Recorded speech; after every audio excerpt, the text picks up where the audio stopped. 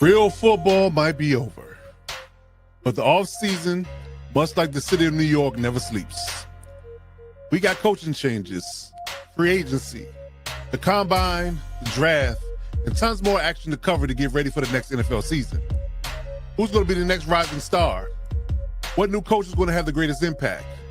What free agent is going to take your team from pretender to contender?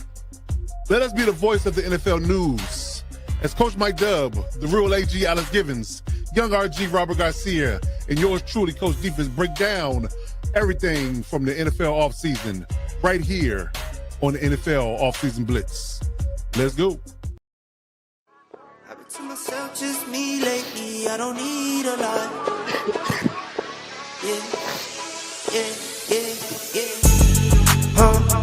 I've been to myself, just me lately. I don't need a lot. No. Just me and the fam, few friends ain't playing. I don't speak a lot, and I can't stop. And I can't stop. And I can't stop. And I can't stop. I'm that cash money getter, big show stopper. 4 kids having no chain rocker. Make my business, work my business, count them digits, earn them winnings. I see you in my rear view and you been trying. Said you out here doing numbers, but you been lying. And you know my little baby been fine. In the crib, bet she do it for the 9-9. I've been to myself, just me lately. I don't need a lot. No. Just me and the fam, few friends ain't playing. I don't speak a lot. And I can't stop. And I can't stop. And I can't stop. And I can't stop. I don't gotta say too much. My bros know the deal, they think I play too much. Never miss a miss, yeah, I've been scraping up. Life been moving faster, you should pray for us. Just got a text, so I hit. I don't need designer fits, but I like how designer fit. LV with the Prada mix, this is not a mannequin. You see what I'm standing in, don't care who I'm standing with. Cause I'ma be me all day. I'ma be me all day. And you can't get in my way. You can't get in my way. I'ma be me all day. I'ma be me all day. And you can't get in my way. Yeah. I've been to myself, just me lately. I don't need a lot. No. Just me and the fam, few friends ain't playing. I don't speak a lot. And I can't stop. And I can't stop. And I can't stop. And I can't stop.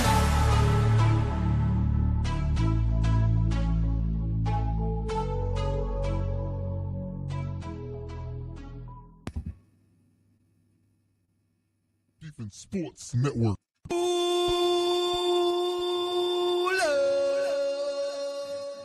You are tuning into the Lockdown Defense Sports Network.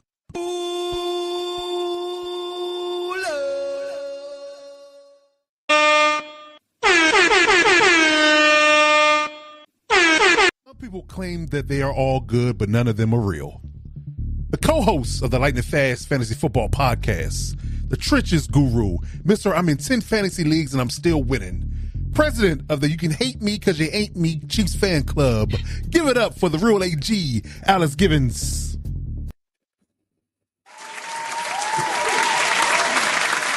Yes, sir.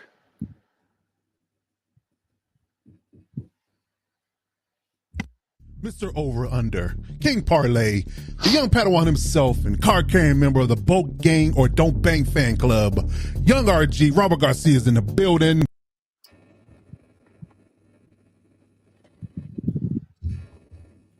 Yeah, I don't know what's happening with the drops. It just paused at this point. Good luck, good job, stream, y'all. We appreciate you. No pause for me. I'm like, what is happening? It's just spinning. We'll get it done though. But yes, young RG's in the building as well. Welcome. We'll get your applause at some point, RG. We'll figure it out. There it is. It was just hanging. I don't know what is going on. It is what it is. It wanted to be great. Yeah, there you go. But we're gonna get it right. We'll get a glove. It's not a normal day, so they're not used to us. We understand. We understand. What is this? Yes, welcome to the NFL Offseason Blitz for the Lockdown Defense Sports Network. I'm your host, Coach Defense, alongside young RG Robert Garcia, the real AG Alex Givens. We are here The squad is here, ready to rock and roll and talk about your preseason. Gentlemen, what is happening? Young RG, what's good in the hood? Oh, man, we got football tomorrow, man. We get to watch a Chargers game tomorrow. Preseason football is here. We obviously already had the Hall of Fame game, and what a Hall of Fame game it was. If it's any inclination of what the season's going to look like, I really hope that game is the first story, because that game, I know it was preseason, but it really did feel like a playoff game, man. There was some intensity. The last touchdown, the celebration. Yes. I mean, if that didn't get you excited for football and ready for the season, I don't know what will. Indeed. Yes, I feel you there. If that's any indication what the preseason or the regular season is going to look like, we're in store for a really good one. I tell you that. For sure. The real AG, Alex Givens, good brother. How you doing? What's going on over there? Man, I'm doing good, Coach. Excited to be talking about some somewhat meaningful stuff now. Meaningful games, meaningful battles. No more off-season speculation. We're in the stuff, so to speak. Yes, we're in the hunt. And to touch base on that Hall of Fame game, one was a sick game, and I saw that after it had average 7 million viewers, more than any MLB game this season. So football is king. The king is back, baby. Indeed. I saw someone quote tweet that stat about the viewership, and it was like, we're a bunch of sickos, man. Savages, dude. How many people we're just obsessed on that too? We're just obsessed. It's all good. I mean, it is what it is. We got a 6-leg parlay with Bakari Mataba scoring a touchdown. Who? Right. Exactly. Right. Some of these guys are way past their prime. Some of these guys never had a prime. Listen, I'm a degenerate gambler, but even I didn't bet on the game. Right. You have your standards, right? You got your preseason. I got standards. Right. Yes, indeed. Some people are just sick. You're right. Cause they just gamble on anything. They gamble on their kids' grades, basketball games for Pee Wee leagues. They don't care. They don't care bet on anything. Bet their grandma rolling down the hill fast in the walker. Right? They don't bet on anything. It's wild, man. It is what it is. We'll get you some help. 1-800-GAMBLER if you need to talk to somebody. Yeah. Indeed. So yeah, man, preseason is here, man. Like I said, the games, full slate of games this week. Every team that you are a fan of is playing this week in some fashion. And I like how they spread the games out. They got games Thursday, Friday, Saturday, and Sunday, I believe. So yeah, it's gonna be a full slate of games. They got maximum national coverage.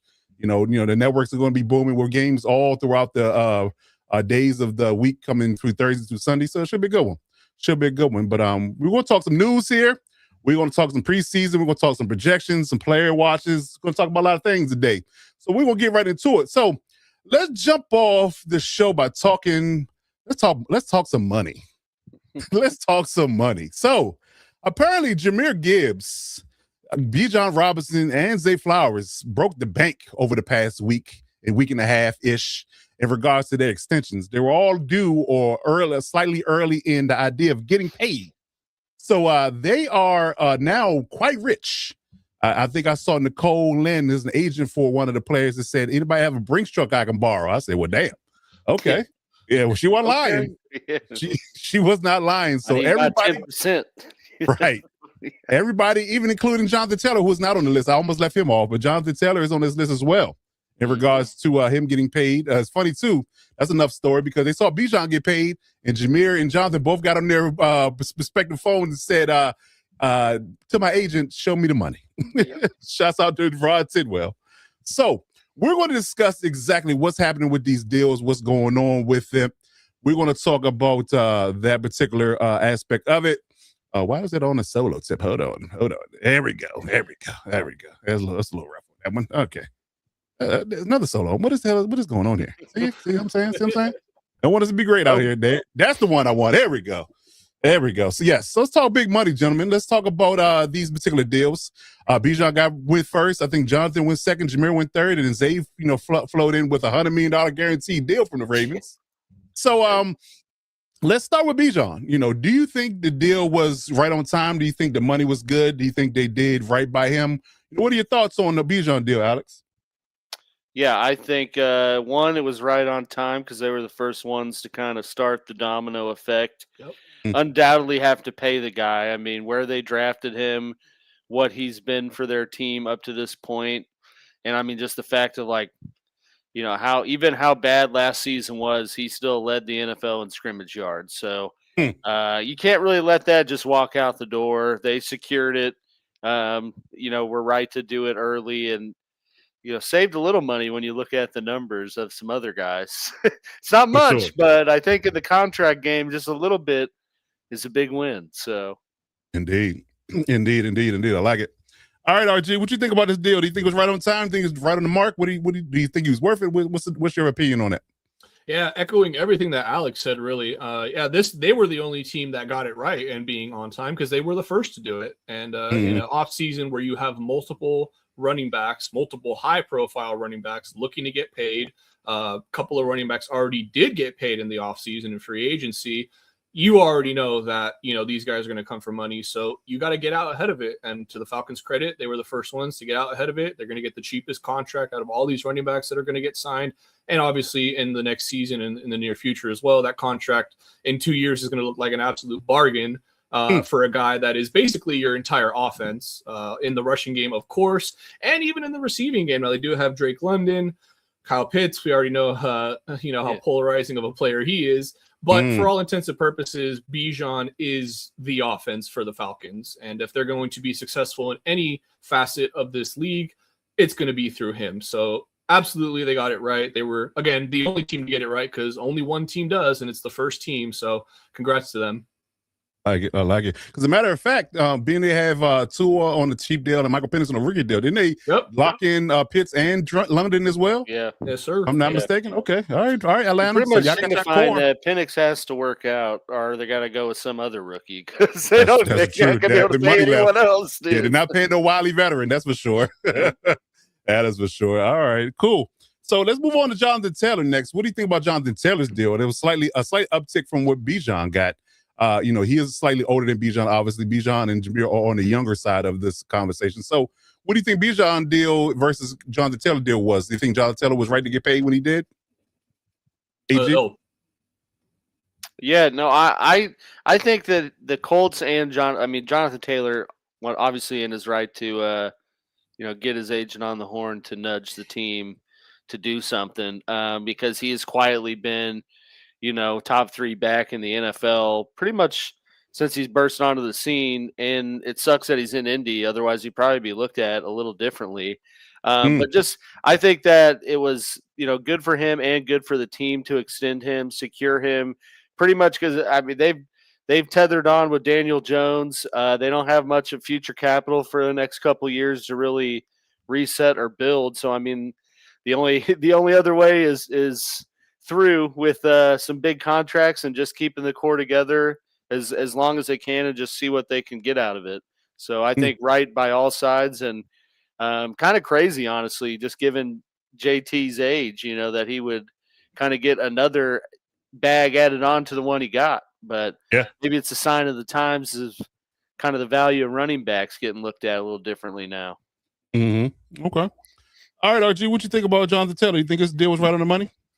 Yeah, just once again, echoing everything that Alex said. Again, for another guy, you want to talk about Bijan being basically that whole offense. Jonathan Taylor is the offense in Indy, and we said that all last season. You stop Jonathan Taylor, that team can really go nowhere, even with Daniel Jones and that magical start to the year they had. We all know that this train and the engine of this train runs through one Jonathan Taylor, and if he's not there, if he's best, then ultimately this team really isn't going to go anywhere. On top of the fact that you're already in a really tough division, 2 other teams in your division made the playoffs last year, of course.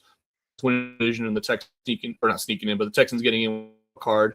The Colts need him by all accounts, and Jonathan Taylor, and to Alex's point, is well within his right to say, "Hey, I've been everything and more that this offense has needed me to be." And I feel like I deserve to be paid among some of these top backs. And, to the Colts' credit, they looked at that and said, you know what? Yeah, you're right. A lot of times teams will be like, no, we just gave you a deal a couple years ago, piss off. And, then you get into the holdouts and then it turns really ugly. But the Colts recognizing it, saying, no, you have been literally the offense for us. You deserve to be paid accordingly. And again, Jonathan Taylor, this season he is going to be getting a heavy, heavy workload. you want him to be happy while he's getting, taking that punishment, taking those hits carry after carry. So 100K hit. Yeah, I mean, 100K hit is hilarious. Yeah, I'm just saying, if you take those hits a lot easier when you're making more money than you do when you're not a top paid at your position. So yeah, Colts again, although they didn't get the timing right, I give them a pass because they didn't necessarily need to give him a new deal. But the fact that they saw Atlanta go out and give Bijan, they said, you know what, let's get ahead of this before it really starts to blow up, aka Jahmyr Gibbs. But again, Colts credit, they got the deal done, and he's going to be taken care of. He probably will retire a Colt. I think that might be safe to say. Yeah, I think that's a safe bet to say. Yeah, I think when a franchise rewards you like this, he's 27 right now. So a lot of years left. But I feel like it's one of those things where it's like, as a player, if the franchise is paying me what I'm worth and not really giving me rebuttal about it later on in my career, I can kind of maybe take a little bit of a pay cut and not feel as bad about it because they took care of me early on. So I think it's just a win for all sides. It's a perfect world. I like it. And not to quote unquote shame the dead, God rest the dead, but it seems that these deals gone much smoother since the late departed Jim Irsay's passed away. They do business differently in Indy now. Daniel Jones wasn't a haggle over his deal, wasn't a haggle over Jonathan Taylor's money. They paid Alec Pierce an astronomical, ridiculous amount of money, which I still don't agree with. Maybe they went a little bit too ahead of themselves on that one. Yeah, they might have went. Yeah, it might went a little swag out this whole time too. But I know. And another thing, right? So yeah. It's almost like old Papa Irsay passed, and they're like, "Wait, he had how much money?" Right. Right. Damn, son, where'd you find this? Damn, son, where'd you find this? Yes, indeed. So yeah, I definitely agree. And it's funny too because I'm always going to be on the side. We'll get to Jahmyr Gibbs and say Flowers in a second, but I'll say it right now. I'm always going to be on the side of players getting their money. The salary cap has gone up astronomically in the last 5 years. We're talking $20 to $30 million per year. And again, we're going to be in the $350, $400 million salary cap, very shortly. And I just saw a study today that said the evaluation and the growth and the worth of teams has shot up at 30% over the past calendar year. Wow. So you looking at teams like the Cowboys and the Rams are up to upwards of $12 billion in worth now. So if you're making $12 billion, and if anybody that has a job, if your company's making hand over fist money and you're the focal point, you were going to want to get paid top dollar, and that applies to NFL players as well. And honestly, NFL profession is way more rigorous than you sitting at your desk typing on the computer every day.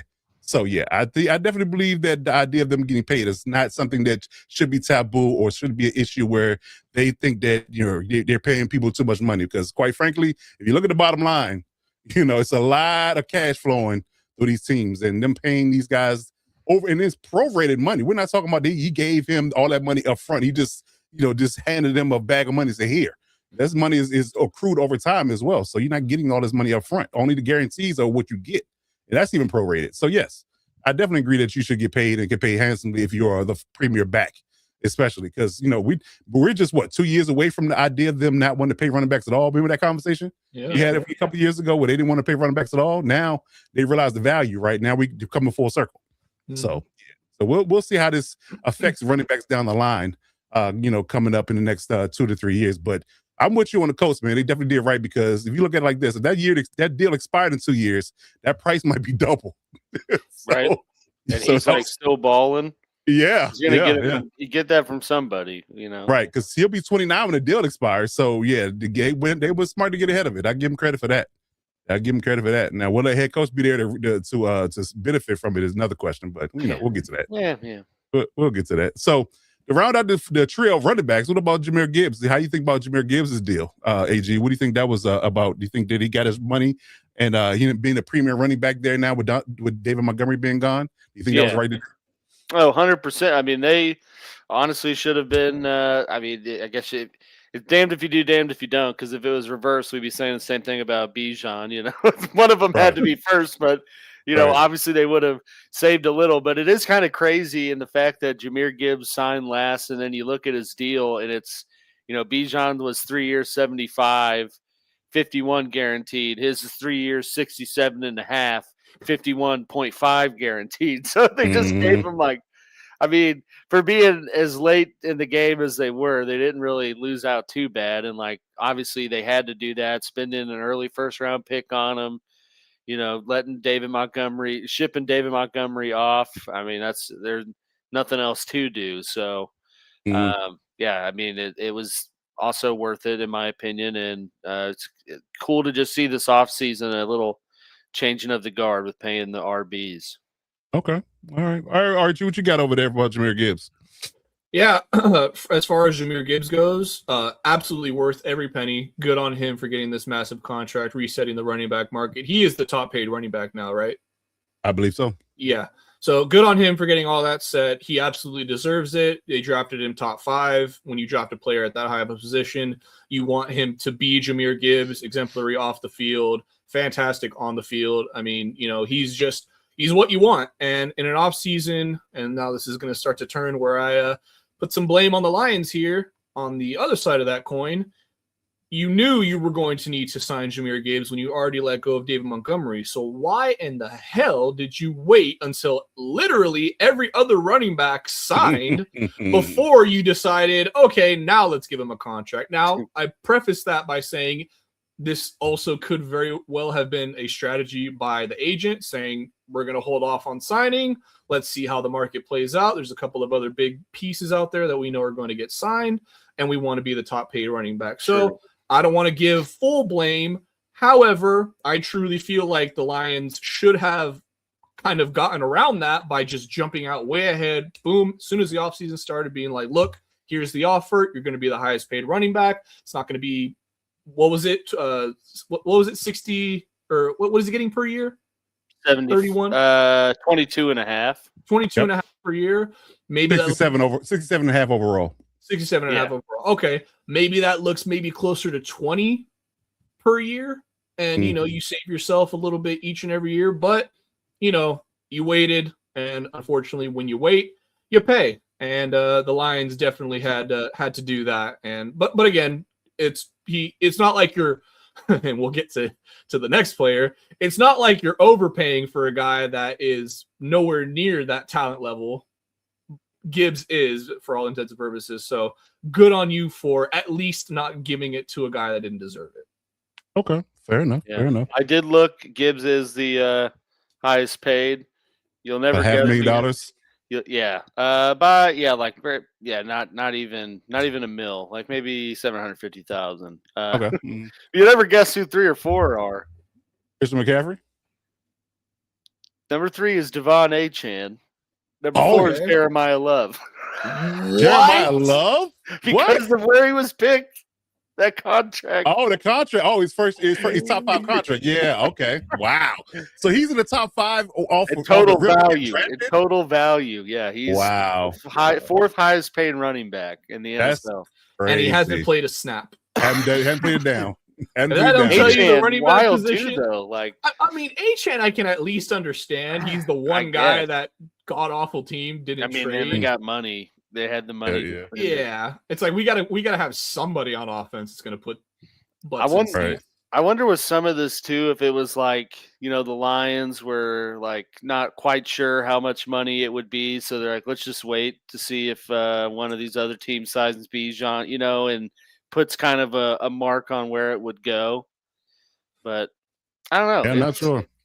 I mean, the thing with that though is like, no matter what, you're gonna have to up it. Oh, it's yeah. like so no matter what, like you wait, you pay. If you wait for another team to sign, and the thing is, both of these guys were taken in the same year, right? Yeah, Bijan I think was 4. I think Gibbs was 6 or 7. Oh God, I believe you're correct. Okay, so like I don't know what the thought process. Again, if the agent is like, we're holding off, all bets are off, but if the agent's going to the table saying, I want to get something done, I don't know, as the Lions, how you didn't get something done sooner. Bijan was 8. Jahmyr was 12. But oh, there you wow. go. I was totally off. Well, Anthony Richardson was 4. It's easy to forget that. Tyree Wilson was 7. Who? Right. Can we touch on that real quick? Before Bijan and Jalen Carter. Look, right. No, but look what the Raiders passed up on to draft Tyree Wilson. I know. Like, That's in the top 10. It's oh, insane. man. Yeah, literally, they took Tyree Wilson right after that, Bijan. Right after that, Jalen Carter. Right. Right after that, Darnell Wright. Pretty solid tackle. Right. All Pro Bowl players they passed on. Have you seen that list of like historical Raiders draft picks of players they've taken before? And like guys went either a pick or two later, turned into like Hall of Famers, and they were drafting busts. Yeah. Hey, there's a lot of that. Chiefs took Clyde Edwards-Helaire. You know who went like 2 picks after? Jonathan Taylor. Wow. In the second round, no less. Because Edwards-Helaire was the last first round pick in that draft, right? Yes, how much time you got? Because I can read a whole novel of Tom Telesco reaching. Well, yeah, true. That's true. Yeah, all right. Let's move on. We can move on. Yeah. So I have a slightly different take. I won't call it a contrarian take, but I have a slightly different take on Jahmyr Gibbs in this conversation. But the kid is dynamic. He's a great playmaker. Now, I guess you could say, I won't call it concern, but one thing we should note. That this is going to be the first year that he's going to be the premier back. He's not sharing carries with David Montgomery the first time in his career. That's one thing. Yeah. 2, he's the most undersized back in his conversation. He's the 199-pound running back. To be the bell cow of the team, that's a little concerning for me. Again, he has been, he's been nicked up here and there, but nothing significant. I don't wish it on him, but, just the law of physics tells me people that are undersized, the more they play, the more work they get, the risk becomes higher in regards to them getting hurt. So what I would have done, I would have paid him. I'm not going to refute that idea, but I would have also gotten him a compliment, a supplemental person that can could be reliable to take the pressure off him, so he don't have to shoulder the whole entire weight of the idea of running the football for the Lions. So. I guess you let Montgomery go. He wanted to go. I think that was and I was going to get to that. Now he's hurt. And Pacheco was hurt. So yet again, there still lies a problem. You still have Jahmyr Gibbs, and then who else? That conversation. So I would have gotten aggressive in saying that I'm just going to get him a compliment, so we don't have to burn him out, because he is 199 pounds. He's not 210, 220 pounds like Taylor and Gibbs are. Taylor and Bijan are. They're more of a, I guess you can say, although they're 4.3 speed guys, they have a lot of more cushion, to absorb the punishment they're going to get ultimately by playing running back. So that's my only issue with the fact that they paid him and they didn't really go out and get him a true compliment after they traded off David Montgomery. So maybe that's something they'll look into. If something happens, something moves around in the preseason, before they get going in the regular season. But that's my only angst that he's a little bit on the lighter side. In his space. So that's the only thing that worries me about his deal. But last one is, let's talk about Zay Flowers. The wide receiver in the conversation of I just got PTSD about my rant I had on the Electric Shock podcast about Quentin Johnston. I'm sorry. Yeah. So Jackson Smith-Njigba obviously got paid Offensive Rep Player of the Year, Super Bowl champion. And Zay Flowers in the same draft a few picks later now is a paid man as well. Quietly, Zay Flowers has definitely been productive for the Ravens, despite them being a run-heavy offense. He's been a 1,000-yard receiver his entire career for the Ravens, which is sneaky for me because I didn't expect that when I saw the stat line. I was like, really? He had that many yards, over the course of 3 years? So they went ahead and paid him and got ahead of it. And the amount of guaranteed money he got, $100 million in fully guaranteed dollars. Yeah, that's definitely a lot of coins for the Ravens. Another conversation about the regime change. Got Jesse Minter over there versus the Harbaughs, and who couldn't draft a receiver if he life depended on it when he was in Baltimore. But now they got Zay Flowers, obviously, and they have they drafted 2 more guys, and Jacoby Lane looks like the real deal. So what do you guys feel about this deal? Do you think it was an overreach? Do you think it was right on the money? Do you think that he earned it? What do you think about this particular deal, AG?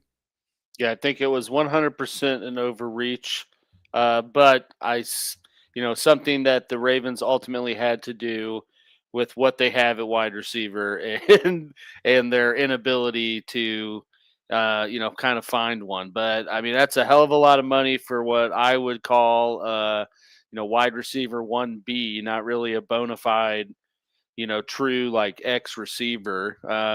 He's progressed every year, but I mean, he's tied with Justin Jefferson for the amount of money he's getting paid, and I sure as hell would not. I would 100% picking Justin Jefferson to be on my team over Zay Flowers. Same breath. All right, yeah, he's paid more than CeeDee Lamb. You know, Amon-Ra St. Brown. A lot like it's a lot of money for a dude that like has not, fully bursted onto the scene. Maybe they feel that's going to happen with the Declan Doyle and this new offense, but it's a hell of a lot of paper. Yeah, I agree. All right, RG, go ahead and rip him a new one. I know you've been waiting for this one. I'm going to preface everything I'm about to say with always players first. Go get your money. Good shit, Zay. I'm proud of you. That being said, overpay. Wow. Ain't no way Zay Flowers should be in the same breath as Justin Jefferson when it comes to how much money these guys should be making. Ain't no way. I love everything he's done. Again, Baltimore, like what AG said, they've had some real curses at wide receiver there in the first round in particular. Rashad Bateman. I'm blanking on the other one right now. Hollywood Brown. Thank you. The list goes on. Zay Flowers has kind of been the one that I wouldn't say, has exceeded expectations, but he's been the best of all the ones they've drafted so far, by far. That's not even close. Mm-hmm. So in regards to that, he did deserve to get paid. But I mean, for that amount, I mean, you still have Lamar that, is going to want to restructure, get an extension coming up. You just gave another fat stack to Trey Hendrickson, to a guy who's going to be on the wrong side of 30 very soon. I don't know. You just got a defensive head coach and you give out a giant contract to an offensive player who really is not in the conversation of top wide receiver. I don't know. I feel like, but this is why, it's always preached. If you want to play football, become a wide receiver, because goddamn, they be making that cheddar. That's and this is a lot of cheddar for a guy who don't even play in Green Bay. So I think quarterbacks and wide receivers are in good company when it comes to getting paid. I agree with that. If you're a bigger kid, O-line, tackle. True. Yeah. Yes. Left tackle specifically. $35 million a year, dude. Yeah. It's crazy. Ridiculous. Yeah, that's crazy. So yeah, I think good shit though, Zay. I think they were in a conversation of they were kind of trapped in a sense, and they had the luxury of doing it because of this. Because there are two other receivers that they're going to likely prominently feature are rookies. They went out and got Jacoby Lane, who by all accounts is killing people in practice up to this point. I mean, he's been wowing everybody in the conversation. So you're going to look at it from a perspective that he's going to be an outside X. Elijah Sherrod probably going to be the other outside wide receivers. They're going to primarily work out a slot. Now, to y'all's point, we've never seen a slot receiver, a predominantly slot receiver, get paid at this clip. I mean, you look at the annual APY for these receivers on this list. Jamar Chase, Jackson Smith-Njigba, Justin Jefferson, just to name a few. They're all receivers that can play all multiple positions. They can play out on the slot, outside, X, Y, it doesn't matter. But he's primarily a slot guy. And he's, again, going back to my point about Gibbs, he's a smaller frame guy. So he's going to primarily be a slot guy. He's very shifty, very fast, very elusive. He's a really good route runner. He does it all, but just in a smaller frame, in that conversation. I will argue that his skill set can be on par with a Jamar Chase, but Jamar Chase is just a bigger player, right? And again, he can play on in any side, any position on the field, but Zay is more like a bona fide slot, and kind of scares me for a contract for a guy like Ladd McConkey if he has a good year this year, Archie. Because if Zay can pay that kind of money, what do you think Ladd going to want? Exactly. And if UJ balls out, you gotta pay. You're gonna let Jacksonville do that one, or nah, he's gonna go to you guys. No. You don't even want that evil on me. Ricky Bobby. I'll say this really, really quick. Last point about the Ravens here. I would have given that money to Tyler Linderbaum and Isaiah Likely. I feel like both of those guys combined are way bigger value than what Zay gives you. You got a point. I mean, tell me I'm not wrong that Tyler Linderbaum is a more important offensive piece than Zay Flowers. Yeah, maybe it's a political move. You know, I mean, you're looking at it from a dynamic playmaker versus I guess you can say a stalwart center, one of the better centers in the league. So it's not sexy, but I mean, you know, it's, and again, they kind of righted themselves or kind of make themselves look like geniuses because they did finally go out and get a center very late in the game. And they went out and signed a center finally because they didn't draft one, which was a lot in the draft. They didn't sign Tyler Linderbaum, you know, to a new deal. So they got lucky. Yeah, so they did solidify their center position, but yeah, so now they look like geniuses. But I was worried because I was like, Lamar have a center in this conversation? Yeah, I don't know. But now they're fine with it. So we'll see. But yeah, I mean, again, you either, I don't know. I don't know this conversation where you could, you know, potentially have traded him and got, you know, something back for him if you didn't feel like you wanted to pay him. But yeah, it's a lot of money. It's a lot of money. But again, the numbers are the numbers. Again, do you really want to play that game? You know, with people, you can really make people disgruntled and, you know, piss them off, and they just really are going to stick to a number. You know, I think when you draw the line in the sand about a franchise tag, people are going to draw the line in the sand of how much I want to get paid. I'm not going to give you any deals if you franchise tag me, because now you're playing with my future. You know, but if you give me a long-term deal, then I might give you a break. Unless you structure it a certain way. You with this. Well, I mean, you did it. At this point, you might as well have franchise tagged him. Right. I mean, it might be. Well, I wonder what the franchise tag is for wide receivers at this point. It's up there. It's because it's like the average of the. Yeah, so it's probably in the 25 to 30 range. Yeah, I think 28. I think 28. I think that's what George Pickens is making. George Pickens is making 28. I think so. It's about $28 million. So you say you sell $7 million. 27.2. Yeah. So I mean. Yeah. So I feel like this team is a little bit kind of win now. Derrick Henry, you know, if this isn't his last elite season, or if this isn't his last elite season, how many more really truly does he have? One more after this? Yeah. I mean, you need to start thinking about the future in that regard too. Hopefully, there's a running back in the draft that you can pick up to kind of help him out. But we'll see. But yes. Yeah, well, all about getting your money. We're just curious about a slot receiver making $100 million guaranteed. Woo, that's a lot. A lot of cheddar cheese. All right, any final thoughts on these, gentlemen? I've said all I needed to say. Indeed. All right, so let's move on down the line. Let's talk about what's next. We got a lot of free agents on the book still that haven't signed with teams. Some really notable names in free agency. Things are trickling out. I think Stephon Diggs finally made himself useful in Washington. We saw Darren Waller just, you know, a few minutes ago before we went live go to the Panthers.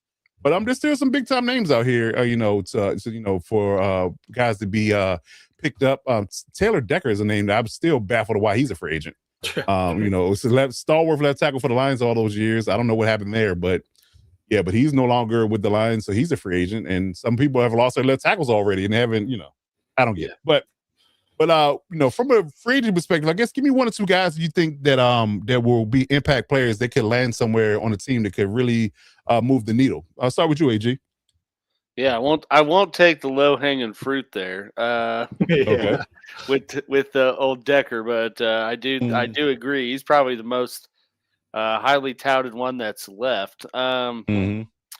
But one I think I put on here, and it's kind of interesting that you brought it up earlier. We were talking about Gibbs, but I think Najee Harris is a guy that's out there that could. I mean, I put down either Detroit or Indy, or maybe even Seattle. But Coach brought it up earlier about Detroit. I'm like, oh no, don't tell me they're going to take it. I mean, I put Detroit first, and then Indy or Seattle. But I mean, all three of those are. Places that, Seattle, I mean, they figure out what they have with Price, but I mean, the other ones, they need kind of a running mate with the running back they have.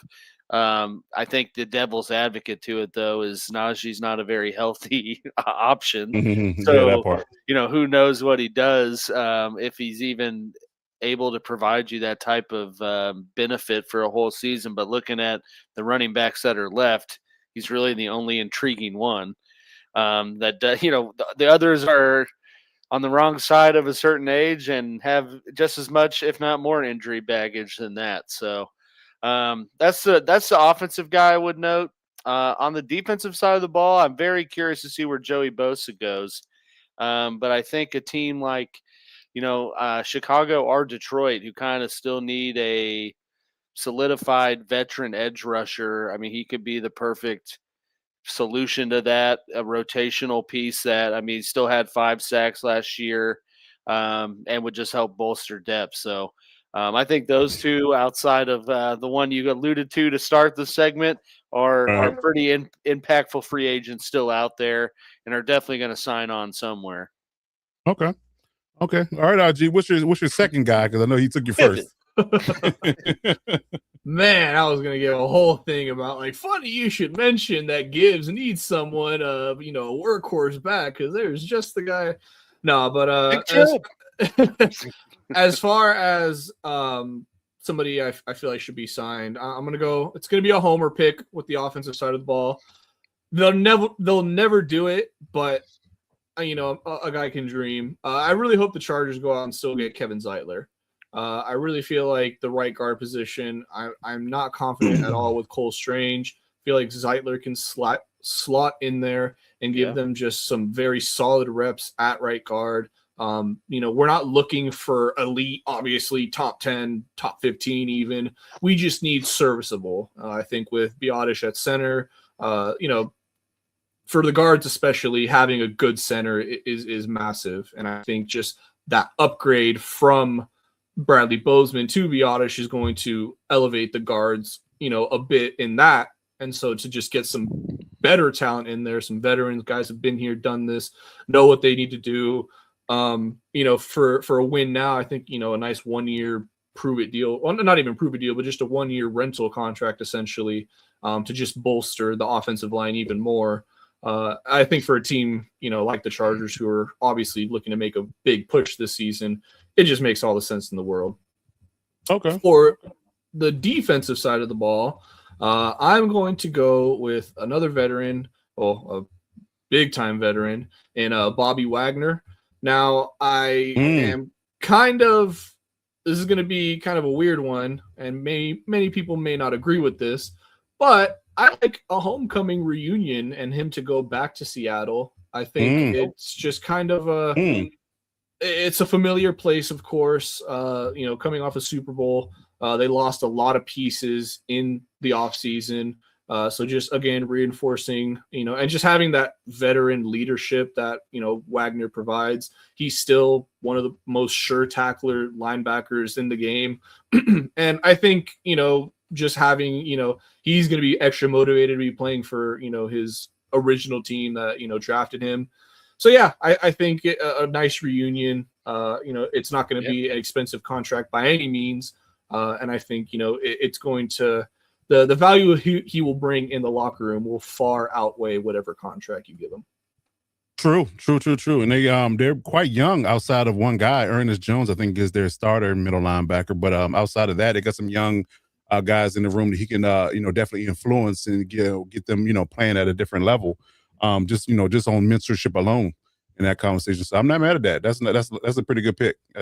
Assuming Bobby still want to play football. I mean, he hadn't said things like that, but he is up in age. So there's a question. They went out and got Sonny Styles, so they no longer need him in Washington, obviously. So yeah, it is what it is. He is the Super Bowl champion, all that in that regard. A really good talent, but he is getting long in the tooth. So, but yeah, I definitely like that. That's a good one for sure. So, obviously, we're talking about Washington for real quick. I will address Taylor Decker. I think Washington should have got on the phone immediately and called Taylor Decker when he lost Tunsil, right? That should have been a layup. Maybe they still will, but because they want to bump their right guard out who played tackle before, bump him back out to left tackle. So I'm like, terrible idea. I don't like it. But Jane Day coming off an injury, do you really want to risk his safety? But there's a reason for that switch at left tackles, because their other left tackle is a guy that Alex is very familiar with, Andrew Wiley. Oh, you're right. He's Andrew Wiley. He's the starting left tackle right now. Well, according to what Dan Quinn said, they're going to bump the left guard out to left tackle. That's what they're saying they were going to do. There's a reason for that. Yeah.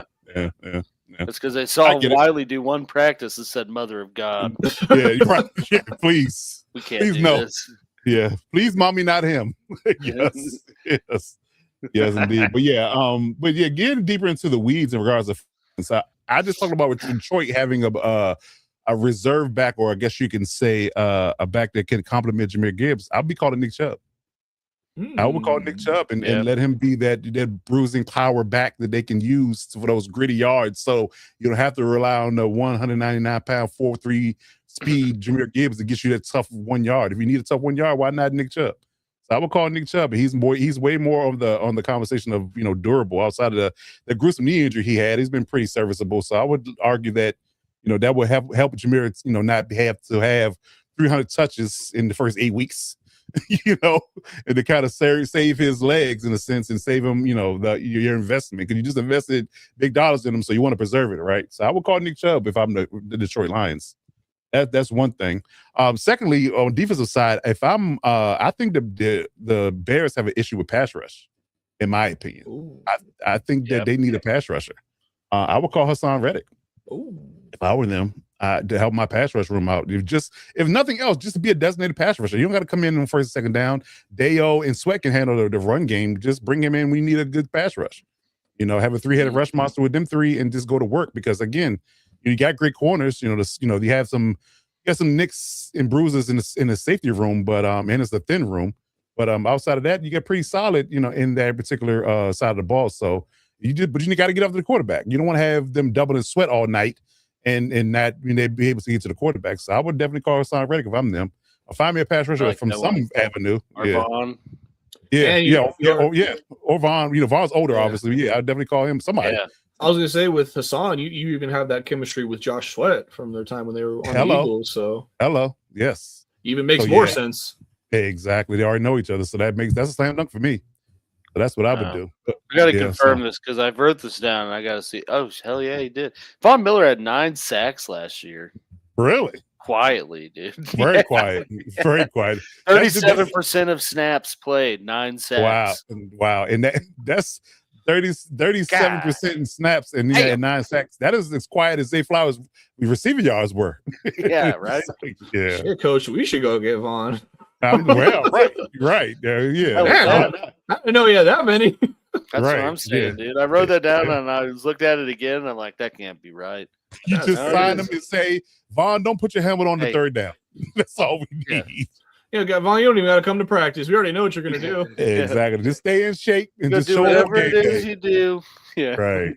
Just do whatever you did to Colonel Sanders.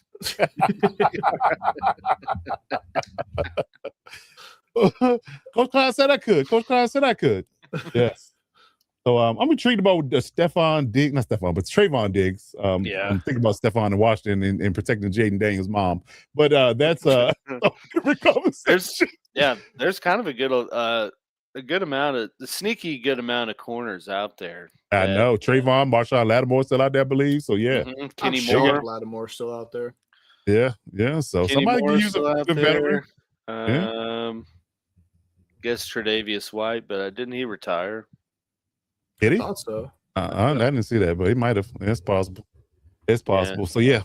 I mean, again, if you need a corner or edge rusher or left tackle, Commanders, why not? Because definitely some guys out there they can help you out. At least be a stopgap so you can fill that void permanently in some fashion. But yeah, that's definitely a good one. So any other free agents I can think of they can land somewhere before we move on? Tyreek Hill to the Chiefs. Oh my God. Well, you can have him now because apparently he don't have any strength in that leg. I know. It ain't gonna happen until super late. It's either gonna be the Chiefs or the Rams. So it's gonna be hella late in the year. Whoever is more contention, that's probably gonna be the team he goes to, right? Rams, yeah. Like, can you imagine Tyreek Hill with Puka and Devontae? That's not fair. That's not fair. That's not fair. Aaron Donald, Miles Gill on the other side. That's a super team. Oh, come on. That is an all Madden team. Seriously. But matter of fact, don't do that until after you play the Chargers. You can do that however you want after that. Just after you play the Chargers, because we don't want to deal with that drama. Yes. Okay.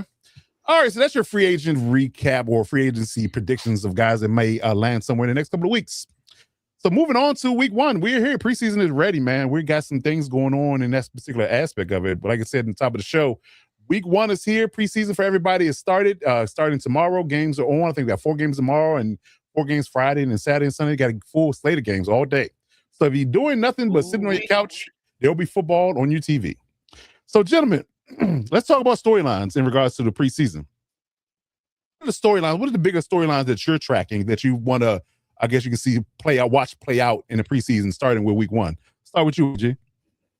Yeah, I think the biggest one is probably got to be this Browns QB conundrum, and which one of those? Mine. Well, we gotta stop letting AG go first, man. I know, right? Well, you did to me last pod, RG. So no wonder I haven't gone first once. Yeah, he's like, I'm only going in the order RG how we on the gets the screen. snickle It's not fritz personal, time. brother. It's not personal. takes my topics, he gets a snickle fritz, dude. I see through the lines of the Jedi ways. That's a good one. Yeah, I think that's got to be probably the biggest, if not definitely one of the biggest storylines to watch as the preseason develops. Obviously, we've got the Deshaun Watson battle. All reports have been they both are certifiable ass right now. So what? Time will tell. We've got Todd Monken, adding more fuel to it every day when he gets in front of a microphone. So it's going to be a very intriguing preseason. And just I think that's going to be the most exciting battle to watch, during this 3-week stretch. Yeah, good point. And they're definitely both going to have to play because we have no clear winner in this conversation yet.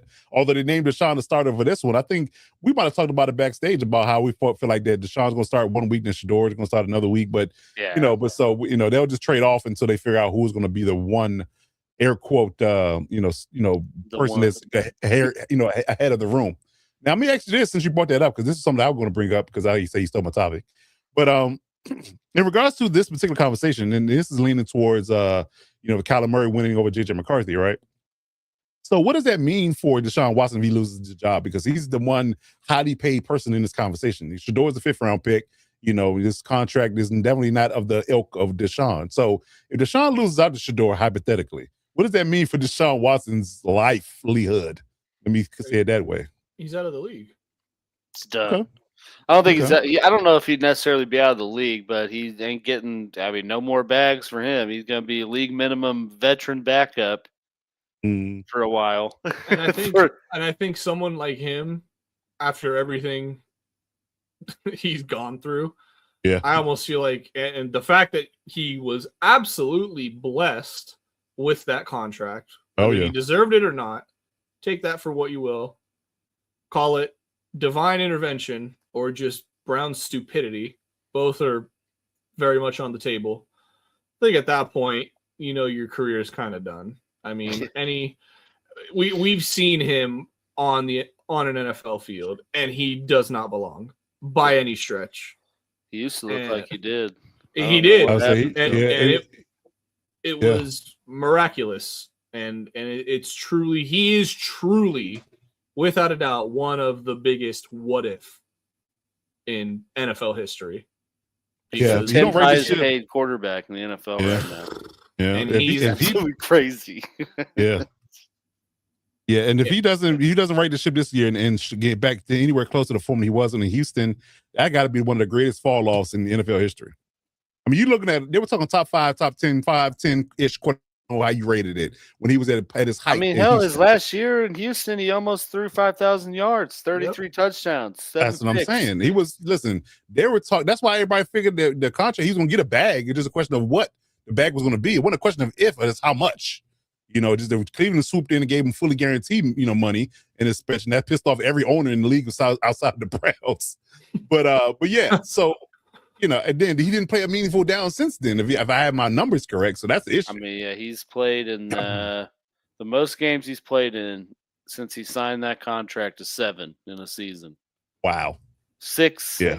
6 and 6, the other 2. Yeah, man. He hasn't even played half a season yet. That's what I'm saying.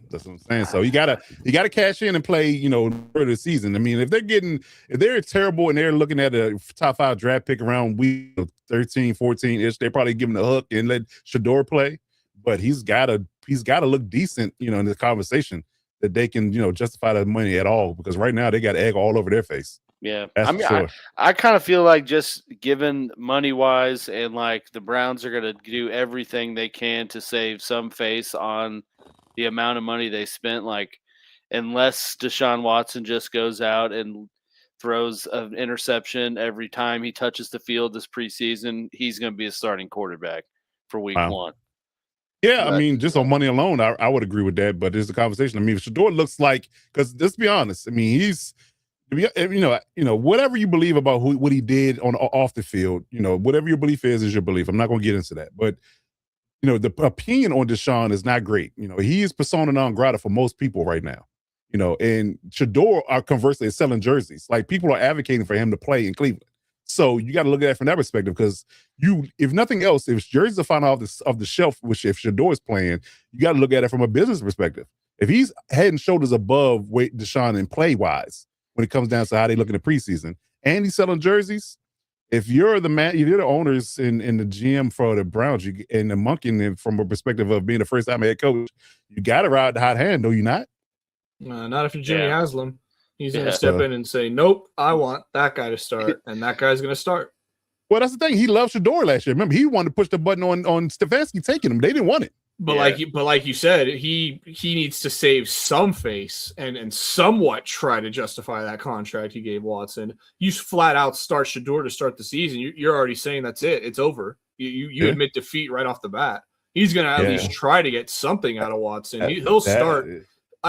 Book it now. Mark my words. Watson will start the first 6-7 games, and when they're winless in those games, that's when Shador is going to come in. You heard it. I don't know. I think it's a tougher decision. I think it's a tougher decision for my money. I really do. I think that from a perspective of, I guess you can say, what's best for the team and the morale of the team. If people are rallying behind Shador because they're looking at him as the better quarterback, the team, the fans, all that working against you. You've eaten the money up to this point. He's been with them 3 years, and he hadn't played more than 7 games. He hasn't played half the season. He's damn near played he's played one full season of games in the 3 years in the time frame with him. So what's another year if you're going to be in better conversation, unless you're already looking at it from a projection that you're trying to air quote tank for whoever's going to be in the draft next year. So I mean, if you already got that on your mind, then it is what it is. So you throw Deshaun out there knowing that he's going to shit the bed, and he obviously going to be a top 5 or top 3 pick in the draft next year. Then it is what it is. But I don't know. But I would think that you could be smart about it, because you got Dylan Gabriel behind him, who's even worse than the other two. Yeah. It's crazy though. I just looked at Dylan Gabriel's stats, and he was kind of way better than Shador. Better percentage wise, had 7 touchdowns to 2 picks. I'm like, damn, I think it's just because he's a midget. So well, in that space, I also think he had a little bit of play into it too. Because I don't think Stefanski wanted. It's why the reason why he's gone. Yeah. I don't think Stefanski had any inclination of helping Shador look successful at all. It's why he's not there anymore, because that's that's the owner siding with the quarterback he wanted versus them, the head coach. So. But yeah, again, that's all speculation in my conspiracy brain, but it is what it is. So, but yeah, I think that it's just a conversation. I mean, I would say that if you're going to ride with Deshaun and try to be bad this year, appear to be competitive, but you want to be bad because you want to draft a new quarterback, then you throw Deshaun out there, keep Dylan Gabriel back up, and trade Shador to somebody that's an eating quarterback. That conversation. So, hell, trade him to the Cardinals. See what happens. We'll see. But although Carson Beck looked great last week, so that's a little different animal in that space. But all right, RG, what you got for headlines? Do you got another headline, AG, before I move on to RG? I'll let you guys go, and then I have another. We'll circle back. Yeah. Okay, we'll circle back. All right, RG, what you got? Yeah, so my headline for the first week of preseason is going to be Fernando Mendoza. According to Clayton Kubiak, he has reported that Fernando Mendoza is going to get, quote, plenty of playing time in this first preseason game against the Cardinals at home. So by that, I'm expecting at minimum at least the first half or second half, depending on how they want to do it. But judging by what he's saying, I'm going to assume it's probably going to be maybe at least 3 quarters there or something along those lines, 2.5 or something like that. First drive at a halftime, whatever. But I think this is really gonna, we're finally gonna get to see some film of him on an NFL field. Again, it is preseason. It's going up against a lot of second, third team, not really starting caliber guys, but you're going to really start to see how he handles, the pressure and handles being, an NFL player. A lot of guys, that first initial step, trying to overcome that is very difficult. And, to see if he just, we come away from that game and, he looks comfortable out there. He, maybe threw a touchdown or two, ran a little bit, we'll see what he can do. I think that's more or less what you want to see as a Raiders fan. Obviously, if you're a Raiders fan, you want to see him just absolutely ball the fuck out. Throw 3 touchdown passes in the first half, just absolutely light it up. But I think you just want to see him be comfortable out there. And this will definitely, play a lot into the Raiders deciding if they want to start him or not for week 1. I've always been on the bus and the train that you're gonna say it. I knew you were gonna say it. Yeah, I'm always gonna say it when it comes to these young quarterbacks on that bus, especially number 1 overall picks. You got to start them immediately. You got to know what you have. This whole waiting thing. If you're gonna take somebody that needs to wait, they don't deserve to be taken in the first round. That's just my opinion. I've always firmly believed that if you're a quarterback being taken in the first round, you should start immediately because you're in a first round talent. You are expected to start immediately and you're expected to contribute immediately. Now, obviously the leeway starts to go the further down the first round you get, but definitely for a first overall pick that there is no leeway. You need to show immediately that you were the reason you need to show immediately why you were the number 1 overall pick and prove all the haters and the doubters wrong and show the Raiders that they didn't make a mistake. They made the right choice and, the future is bright. So I think it's a preseason game, but there is still a bit of pressure on Mendoza to at least show he's NFL caliber. Okay. I like it. It's funny though, Coach, you asked me if I had one. I shit you not. My second one was how will Mendoza translate in the NFL?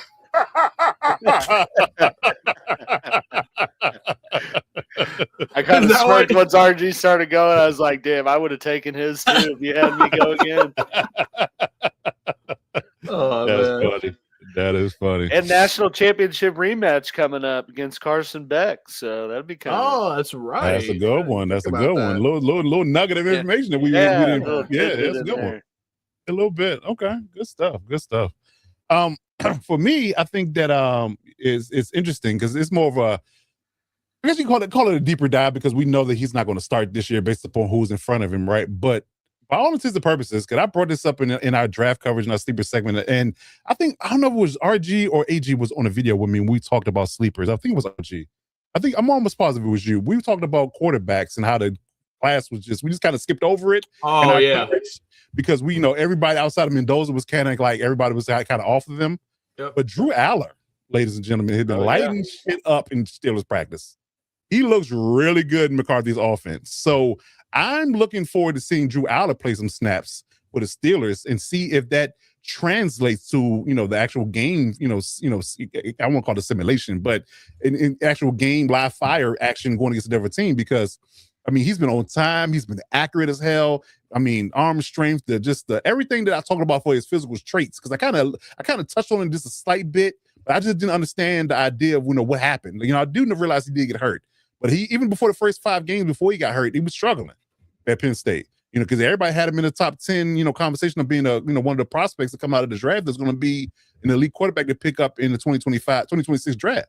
So he fell to I want to say like the 5th round to the Pittsburgh Steelers. It's amazing the fact that they might have kind of stumbled into their franchise quarterback because we've all argued the idea of the Pittsburgh never want to reset things in a sense and go high with draft a quarterback or move waves to draft a quarterback high to kind of bring themselves back into fold since Ben Roethlisberger has been retired. So if they lucked up into a good franchise quarterback Aller that late, they struck gold in my opinion. The kid is 6'5".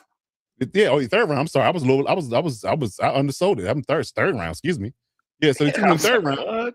Yeah, so so clearly Mike McCarthy saw something in the kid. He has all the traits. He's mobile, tall, 6'5", has cannon arm, and they kind of poo-poo on his accuracy. But sheesh, I can't tell. All these practice film I've been seeing, he's looked like a monster. So if he lights it up in preseason, man, the Steelers might have stole one.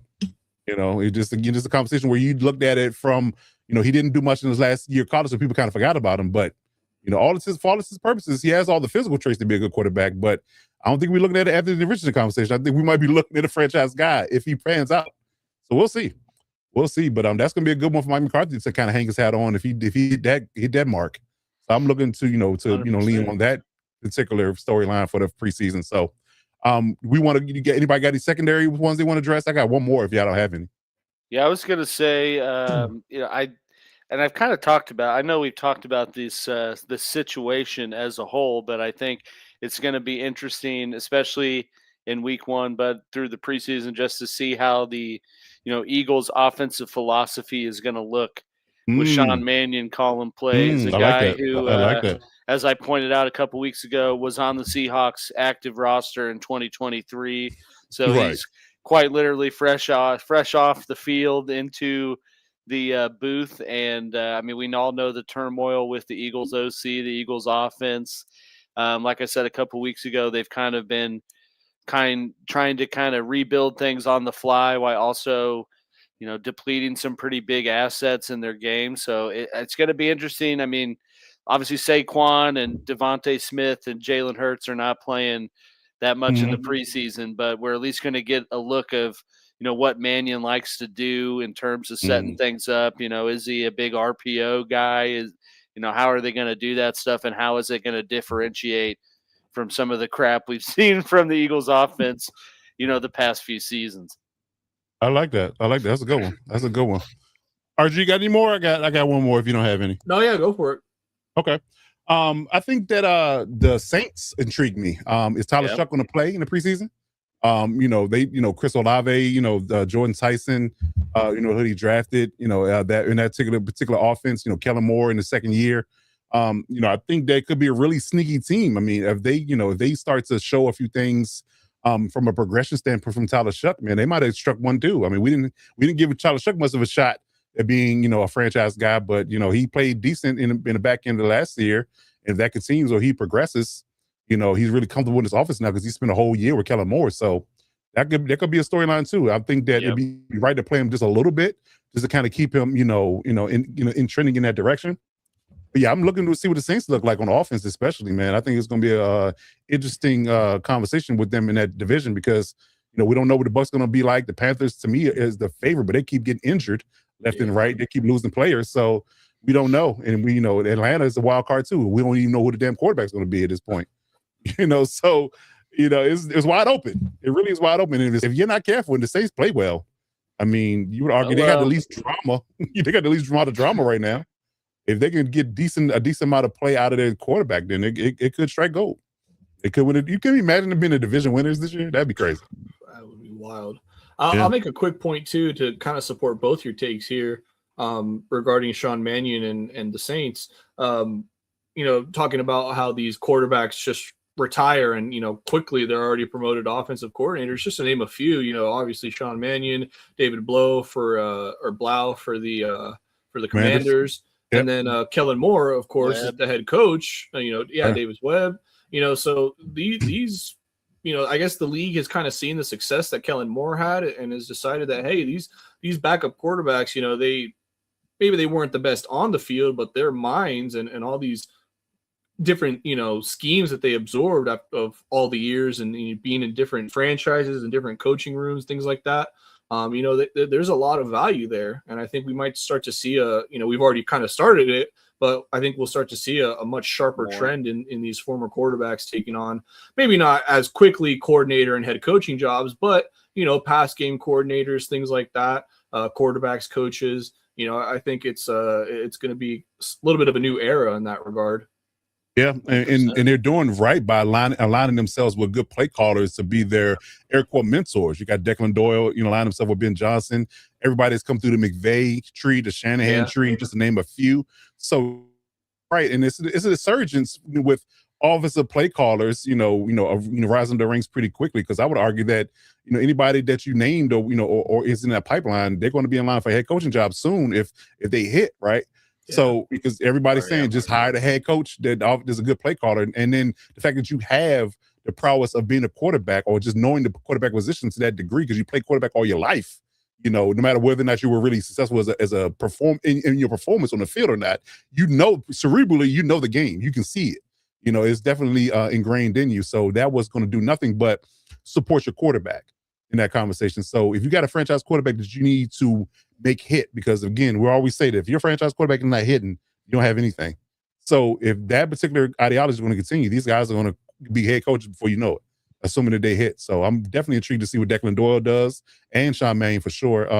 And interesting too about Davis Webb, because he's under Sean Payton and he's going to have the reins. But I heard Sean say yesterday that it's going to be a tag team effort. It's not going to be just him calling it wolves. Already stepping back. Yeah, exactly. Already walking back, right? Yeah. So we'll see. But yeah, definitely you're spot on with that argument, because these offensive coordinators are doing right as far as the matriculation is concerned, and they're shooting up the ranks really quick. That's for sure. Well, you think about some of them too, like when RG was making his point, not to be the Homer Mizzou fan, but I kind of thought of someone like Chase Daniel, who's played for like Sean Payton, Andy Reid. Yeah. Was in Detroit, was like all these, made all these stops. It's like, like just to be able to pick that mind. And, today I feel like in the NFL, at least on the offensive side of the ball, it's all about, developing a young quarterback. And it's like, what better asset for that than someone who's like been drugged through all the grind forever and like been in the same room as, top tier NFL play calling minds. It's like, that's how you tap into it. I agree. I've pounded the table for Phillip Rivers to come, back and back to the organization and be a coach in some regard, because same thing. Yeah, assuming we have the last year. Yeah. It's like, I'm going to be player coach. Right. Oh, that's funny. That's like the youngest, longest John reference. Yes. Just great saying that. Just great saying. Yeah. Okay, good stuff. Yeah, that's a good one. Damn, that's a good one, man. But I agree, man. If Phillip definitely wants to coach, and Chase Daniel has an easy. Granted, he's doing a really good podcast now, but shouts out to him. But I think that he would be great, and he can call Kellen Moore tomorrow and be on his staff today. In my opinion, he was in LA when Kellen Moore was there. So clearly Kellen Moore is the guy, and he's the play caller, but he can be under him and just get the experience from that coaching perspective. Just start to, air quote, get your feet wet. And then once he really wants to be, to the point where he wants to branch out his own, I'm sure he'll have a path. So, yeah. So I definitely like that argument as well. But, yeah, these ex-quarterbacks being offensive coordinators is definitely a slam dunk idea for sure. All right. Anything else before we move on, gentlemen? Nope. All righty. So lastly, let's talk about breakout performers in this particular season, in preseason especially. So, guys that are in their first year, second year, maybe even third year in this space, that are, kind of on the precipice of stardom, right? So who do you guys think, is going to be, one or two guys that you have on your list that are going to be breakout performers in the preseason that should matriculate into the regular season? How about you, AG? Yeah, I'm going to pick, I got a long list here of, okay. Mostly rookies or like intriguing battles from things I've seen. But one guy, and I will preface some of this is from my own dynasty wishes. But okay. I think with the Raiders wide receiver room and the fact that there's nobody in there, or nobody's really taken that step forward, I think it's going to be interesting to see what Jack Beck does. A guy that they took pretty early. I want to say third round last year, maybe somewhere. But guy out of LSU, right. Productive wide receiver in LSU. Some people thought he would kind of have a pretty big impact as a rookie, and he didn't. So, second round, pick 26. Okay, so early. He was an early ass pick, and he had he was averaging. He had better stats at LSU than some of the big names that are in the league right now. And one, that goes by ODB. But so, the potential is there. Like, he had the production in college, just for whatever reason, did absolutely almost nothing last year. So I think, he's poised to take a big step forward. I imagine they're going to get him out there early and often in the preseason to help kind of facilitate that to roll into the regular season. So, that's a guy I'm definitely watching, throughout the preseason to see if he actually does that. Okay. All right, RG. Who you got on your list? This top breakout performer. Yeah, I'm going with the homer pick. Sue me. It's Trey Harris. I knew you were gonna say that. I am so excited to see Trey Harris start to really come. I mean, he's already made some incredible catches in training camp. That he has. I think he, obviously there was a lot of talk about like, does he fit McDaniel's system? Does he fit what they're trying to do? From all indications, he looks like he fits just fine in the McDaniel system. And I really want to see him. We already saw a little bit of him in the regular season last year, and the little bit we did see was fantastic. He's an amazing blocker, great route runner, amazing hands.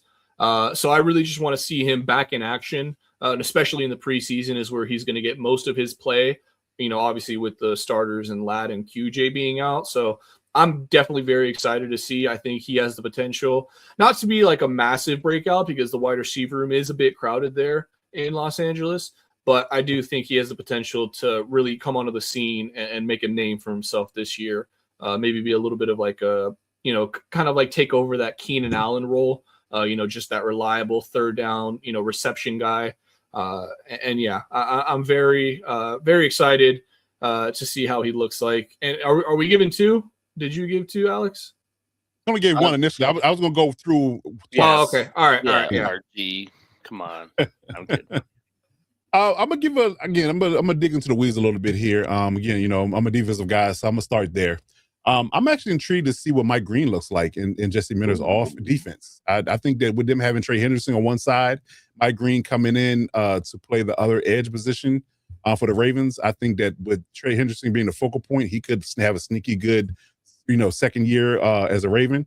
I think that could be a storyline to kind of write itself in a sense because we know. Nothing else. Jesse Minter can dial up some pressure. He definitely could do that in some unique ways. So playing games with him and a few other guys, I think he drafted Zion Young this past year as well. So they got like a 3-headed rush monster over there as well. So I think him playing a lot of different, twist stunts and a lot of manipulative games up front. I think that's going to be really good for Mike Green's ascension. So I'm going to love to see what he does as being a secondary guy from the pass rush conversation in Baltimore. So I'm definitely looking at Mike Green first. And then we'll get to AG next. I got another guy I want to talk about as well. I'm kind of hoping he didn't get stolen because this is a good one. Go ahead though, AG. Oh, I thought you were about to go. I mean, you can go. No. Go ahead. No, go ahead. I think it's a little bit. It's a little bit of a deep cut. So I'll tell you, none of mine are defense. Being the former offensive guy, I didn't note any defensive players because who cares? No, but I wouldn't be the Chiefs fan on here if I didn't shout out Cyrus Allen. Though I'm excited to see what he does. He's got a lot of preseason hype. He is kind of banged up right now. He's left practice a few times the last week, so I don't know if he'll even play. And sometimes I feel like, sometimes like the writing's on the wall with the Chiefs. If someone doesn't play, then that kind of tells you like they're planning on using them a lot in the regular season. So I mean, it may all this excitement may not end up being anything, but I think another guy I'm interested to see is Nicholas Singleton in Tennessee, the running back they took out of Penn State. Has all the stats coming out of college. Had more rushing yards, I think, and touchdowns than Saquon in Penn State history. Went, I think, 5th round. Kind of knock on him, like has all the athleticism, ran a 4.3. But has like Isaiah Pacheco level vision, which for those of you out there, that means not good. I agree with that. That's not good. But he's in kind of an intriguing spot, obviously in Tennessee. Like the only thing can't get any worse than they've been. So they're an improving team. They have Tony Pollard and Tajay Spears in front of them. Veteran guys, but I mean, I wouldn't say really either one of them has like solidified a name for themselves in the league. So, I mean, he's the type of guy I think that's going to get a lot of work because he's RB3, RB4 right now. So he's going to get a lot of preseason work. And I think if he seizes that opportunity and does something with it, he has the chance to kind of, hedge his way into some carries when it matters in the regular season in that offense. Okay. That's a good one. I like that. All right, RG, what you got over there for his secondary guy? Well, first, I'd like to say that my dynasty team hopes that Alex is correct in that. Yeah, there we go. Did take Singleton in my fantasy draft. Yeah, I also have Jacoby Lane, believe it or not. So Another good pickup. your Smart boy's man. feeling pretty good about. He didn't get drafted in any of my rookie drafts that I did. He was like a waiver wire pickup. Oh shit! Wow, that's Yeah. shocking. Might Actually, have Damn. struck gold. Might have struck How many gold rounds there. do you do for your rookie draft? Well, let's see. I'm in Three? three. One does Three. 4, but Yeah, three. I do 4. But okay, so all right, maybe that's a little bit more understandable. But either way, getting a little off track, going into the dynasty now, man. You can turn this into a fantasy podcast. Right. As far, I'm going to go with a little bit more of an obvious pick, but I'm just very excited to see how he looks like, and that's going to be David Bailey for the New York Jets. Oh, pardon that. Oh. The height, it's, he's already kind of like turned heads in training camp. The coaches are obviously praising his pass rush ability. So the Jets are just looking for anything at this point to root for. So I'm sure they're going to be keeping a close eye on their, first overall pick. So I'm definitely excited to see what he looks like and to see, kind of how he balls out. Throwing a little bit of a homer pick in there, honorable mention. I'm very excited to see Nadame Tucker in the preseason. And That's a good one. He's been tearing it up in training camp. So I'm very excited to see him go up against some other NFL talent. Okay. Good stuff. Yeah, I did want to get the obvious one out of the way first because I think I mentioned this before, and I did want to give them credit, for them what they did as far as a regime change going in Tennessee. I really want to see what Cam Ward's going to look like in this upcoming season with that with Brian Daboll coaching him. That is clearly, and I won't call it low hanging fruit, but it's definitely something people should watch because they could be a sneaky good team. Because I think if you look at both South divisions, I think the Tennessee Titans and the Saints both could be feisty teams this 100%. Year. In a conversation where if you're not having an off day, you're gonna mess around and lose to those teams, and you're not expecting it, right? You had them, pinned on your schedule as a winnable game. Yeah, if you come in there half stepping, it's gonna get ugly for you, I think, because they're clearly well coached. They have, their roster building has been pretty good. I mean, just what the Titans have done in one offseason, just to kind of, just to reimagine what the Tennessee Titans look like has been great. But from a defensive perspective, same vein with the Tennessee Titans. I want to see what Kevin Winston Jr. looks like. He was a little banged up coming out of college, and he kind of got it started late with the Titans. So full off season, fully healthy now. I think I want to see what Kevin Winston's going to look like from that particular role because I think him and Xavier Watt, kind of fell under the radar as far as being good safeties. So on top of the fact that Nick Emenwari just stole the show last year as far as the rookies are concerned when it comes to safety class. But I do believe that those two guys, Xavier Watt and Kevin Winston Jr., can be really good players in 2026. I think they're going to really do wonders for their defensive side of the ball for both teams. So I'm looking at those two guys to actually flourish and be really good breakout performance for this particular conversation. And I do believe because they're young players, I do believe that we'll see them on the field a little bit. So I do believe we'll see them in the preseason, and we should definitely get a glimmer of what they're going to do in 2026 for me. So y'all got any more? Did y'all want to add to the list? Yeah, one more. Just to bring us back full circle to the Browns for a second. I'm excited to see Taylon Green in this preseason. The other quarterback they took out of Arkansas, that's like Anthony Richardson. I mean, he ran a 4.2, 6'5", cannon arm. Yeah. So I think he's good for some highlight plays in late preseason games, and it might make things intriguing, say the least. But I figured it's the preseason. It's the only time the Browns are relevant. Let's talk about them as much as we can, I give them some airtime. They won't get a whole lot of airtime in the season, right? No. That's a good one. Okay. All right. Good stuff. RG, you got any more? Nope. I got my picks in. Okay. One last note before we wrap this up. Mr. Stribling for the 49ers because with Debo coming back, obviously Mike Evans, always with his soft tissue issues and things of that nature. All done for the year. I think, and they're not saying as much. They're not gushing over Stribling as much as they're gushing over Lane, but they're saying that the Stribling is being really good in practice as well. So we'll get DK to confirm that for us. But I think that he could be sneaky good for this Shanahan offense as well. I mean, big target. He can literally justify them taking him in the first pick in the second round. By playing well in the preseason and they let it fold over to the to the regular season because if Mike Evans is on the field, he's going to be the focal point. So he's going to get a lot of one-on-one attention, and that's good. Could benefit him in being, maybe in the conversation of Rookie of the Year. So we'll see what Dijon Stribling does for the 49ers. Looking to see that. Huh? The substation doesn't get to him. Hopefully, he doesn't claim enough body. Have you guys seen the substation Twitter account? Yeah. It has a Twitter account? What? Yes. I didn't know that. Oh my God. Dude, and like a week or so, it was a week or two ago, they were talking about the injuries with the Niners on one of the major networks, we'll put it that way. And they brought a tweet from that substation on. And they were like, can we confirm that this is a parody? That's funny. Like they thought it was like the actual, and like, dog, it is 100% a parody because it was like, yeah. Damn. You know it's funny. Bad, man, when something like a substation has an alternate online identity that's trolling your team. Like maybe, The last big post they had was one of the Niners news outlets was like, there's a high level of confidence that George Kittle will be ready to play week 1 versus the Rams. And they're just quote tweeting it. They're like, we'll see.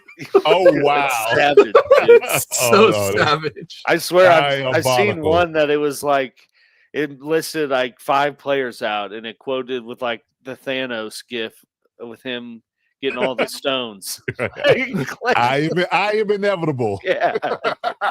Yeah. Oh, that's funny. That is funny. Yeah, that's when Twitter is fun. Yeah. That's when Twitter is fun. That's the Twitter we all know and love, Indeed. Have y'all seen the shots of the substation in the horizon on the field? Yes.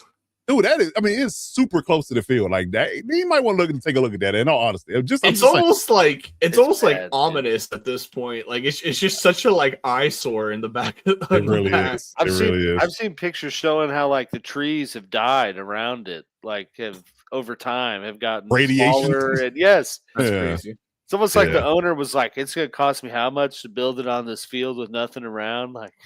Yeah, just put it next to the substation. That's fine. Wow. I could save $4 million doing this. Yeah. That's crazy. That's crazy. And I still don't get why Mike Evans, if that's the thing, if Mike Evans had injury history with his legs. Why the hell would he go there? Exactly. Exactly. And Christian Kirk. Yeah. Yeah, both of them injury prone. And they both got Qs next to them already. So. They already do. And we only 2 weeks in the camp. How about that? Crazy, right? Crazy. Okay, gentlemen. Well, that's good stuff. Any other breakout performers did you want to touch on before we get up out of here? Nah, man. I'll cover mine. All right. So, ladies and gentlemen, that's going to do it for our breakout performers of 2026. So let us know in the comments who you have for your breakout performers, and we'll get back to you in short order, man. All righty, so that's going to do it for us. If you're looking for the Lockdown Defense Sports Network, we can now be found on Patreon. We have a Patreon page that has exclusive only NFL content that's on this Patreon. It is exclusive to that particular channel. If you sign up today, you get a 7-day free trial. You can check out all our exclusive content. You get everything for 7 days to see exactly what you're getting. There's a wonderful interview on there with Jason. Oh my God, why am I blanking on his name? Jason Reed, ESPN writer, was senior writer for ESPN. There's a great interview of that on there and a bunch of other things on it. You get our YouTube content early before anybody has access to, at least 12 hours in advance, and a bunch of other things, and exclusive shows that we do only on Patreon. So check that out and subscribe the day before it is too late. But as always, if you're looking for the Lockdown Defense Sports Network in any space, any time, we can be found on all social media platforms. Hit that subscribe button to support our podcast movement. Follow us on social media for all NFL, all 32. We can be found on Twitter, Instagram, TikTok, Twitch for live shows, and Gmail. So please get at us for all things pro football. But in the meantime, in between time, young RG, good brother, take us out of here. Oh, my bad. Was I supposed to go? Come on, bro. Was that the signal? Yes. Sorry. Just do it again. Young RG, good brother, take us on out of here. You got to do one thing, and one thing well. You got to step up. Step up. All right. To lock it down. There it is. We will see you guys next time. Peace.